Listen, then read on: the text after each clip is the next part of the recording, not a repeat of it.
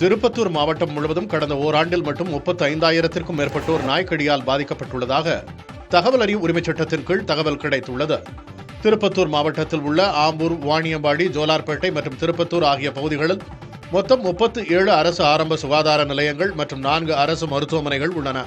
இந்த 37 அரசு ஆரம்ப சுகாதார நிலையங்கள் மற்றும் 4 அரசு மருத்துவமனைகளில் கடந்த ஆண்டு ஜனவரி முதல் டிசம்பர் வரை நாய்க்கடியால் பாதிக்கப்பட்டு சிகிச்சை பெற்றவர்களின் விவரங்களை வாணியம்பாடி பகுதியைச் சேர்ந்த நகர்மன்ற உறுப்பினர் முகமது நௌமான் என்பவர் தகவல் அறியும் உரிமைச் சட்டத்தின் கீழ் கோரியிருந்தார். இதன்படி திருப்பத்தூர் மாவட்ட சுகாதாரத்துறை மாவட்டத்தில் உள்ள 37 அரசு ஆரம்ப சுகாதார நிலையங்கள் மற்றும் 4 அரசு மருத்துவமனைகளில் கடந்த ஓராண்டாக நாய்க்கடியால் பாதிக்கப்பட்டு சிகிச்சை பெற்றவர்களின் எண்ணிக்கையை வழங்கியுள்ளது. இதன்படி ஒவ்வொரு மாதமும் குறைந்தது 2,000 பேர் நாய்க்கடியால் பாதிக்கப்பட்டிருப்பது தெரியவந்துள்ளது.